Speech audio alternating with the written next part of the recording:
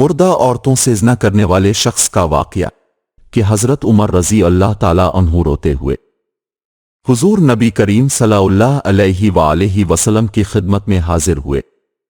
اپنے وجہ پوچھی تو عرض کیا کہ اے رسول اللہ صلی اللہ علیہ وآلہ وسلم، دروازے پر ایک نوجوان رو رہا ہے جس نے میرا دل جلا دیا ہے۔ فرمایا عمر اسے اندر لے آؤ۔ وہ نوجوان روتا ہوا اب صلی اللہ علیہ وآلہ وسلم کی خدمت میں حاضر ہوا۔ حضور صلی اللہ علیہ وآلہ وسلم نے اس سے رونے کی وجہ پوچھی۔ کہنے لگا اے رسول اللہ، میرے گناہوں کا ڈھیر مجھے رلا رہا ہے اور مجھے جبار سے ڈر آتا ہے، وہ مجھ پر غضب ناک ہوگا۔ اپنے فرمایا نوجوان، کیا تو نے اللہ کے ساتھ کسی کو شریک ٹھہرایا ہے؟ عرض کیا نہیں۔ کیا تو نے کسی جان کو ناحق قتل کیا ہے؟ عرض کیا نہیں۔ اپنے ارشاد فرمایا کہ اللہ تعالیٰ تیرے گناہوں کو معاف فرما دے گا، اگرچہ 7 آسمانوں 7 زمینوں اور تمام پہاڑوں کے برابر ہوں۔ نوجوان بولا حضور، میرے گناہ 7 آسمان، زمین اور پہاڑوں سے بھی بڑا ہوا ہے۔ اپنے ارشاد فرمایا تیرا گناہ بڑا ہے یا اللہ؟ کہنے لگا میرا گناہ بڑا ہے۔ فرمایا تیرا گناہ بڑا ہے یا اللہ؟ اس نے کہا میرا گناہ بڑا ہے۔ ارشاد فرمایا تیرا گناہ بڑا ہے یا تیرا اللہ؟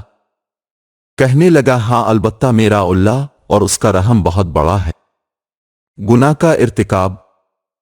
پس ارشاد فرمایا کہ گناہ عظیم کو خدائے عظیم ہی معاف فرمائے گے، جو بہت ہی عفو و درگزر کرنے والا ہے۔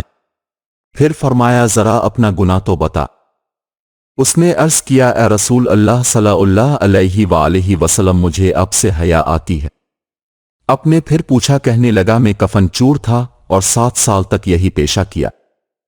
ایک دفعہ انصار کی ایک لڑکی فوت ہوئی، میں نے اس کی قبر کھودی، کفن اتار کر چل دیا۔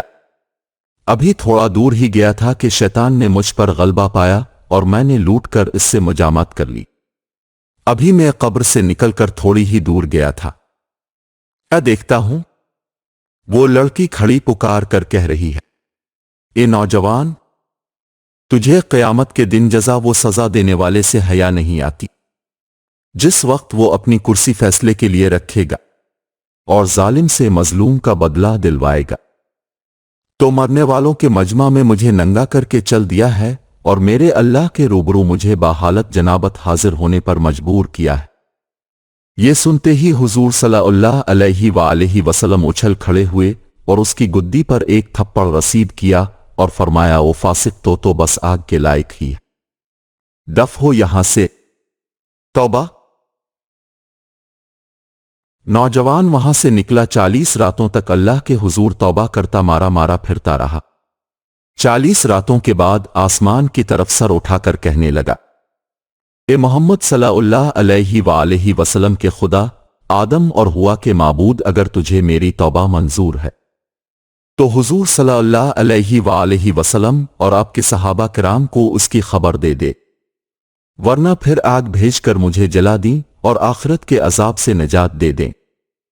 اتنے میں جبرائیل علیہ السلام تشریف لائے، سلام کہا اور اللہ تعالیٰ کی طرف سے اب صلی اللہ علیہ وآلہ وسلم کو سلام پہنچایا۔ جبرائیل علیہ السلام نے کہا کہ اللہ تعالیٰ فرماتے ہیں، کیا مخلوق کو آپ نے پیدا کیا ہے؟ فرمایا مجھے بھی اور تمام مخلوق کو اسی نے پیدا فرمایا ہے۔ عرض کیا وہ پوچھتے ہیں کہ کیا آپ مخلوق کو رزق دیتے ہیں؟ فرمایا بلکہ مجھے بھی اور تمام مخلوق کو اللہ تعالیٰ ہی رزق دیتے ہیں۔ عرض کیا وہ پوچھتے ہیں کیا بندوں کی توبہ آپ قبول کرتے ہیں؟ فرمایا بلکہ میری بھی اور تمام بندوں کی توبہ وہی قبول فرماتا ہے۔ پھر کہا کہ اللہ تعالیٰ فرماتا ہے میں نے اپنے بندے کی توبہ قبول کر لی ہے، اب بھی اس پر نگاہ شفقت فرمائیے۔ حضور صلی اللہ علیہ وآلہ وسلم نے اس نوجوان کو بلا کر اسے توبہ قبول ہونے کی بشارت سنائی۔ سبق۔ اس واقعے سے ہمیں یہ سبق ملتا ہے کہ عقل مند آدمی کو اس سے سبق لینا چاہیے اور جاننا چاہیے کہ زندہ کے ساتھ زنا کرنا مردے کے ساتھ زنا کرنے سے زیادہ بڑا گناہ ہے۔ اس کی معافی کے لیے حقیقی اور سچی توبہ کرنی چاہیے۔ تو دیکھیے جب سچی توبہ پیش کی تو اللہ تعالیٰ نے اسے معاف فرما دیا، اور یہ بھی ضروری ہے کہ جس حیثیت کا گناہ ہو توبہ بھی اسی درجے کی ہونی چاہیے۔ اللہ ہم سب کا حامی و ناصر ہو، آمین۔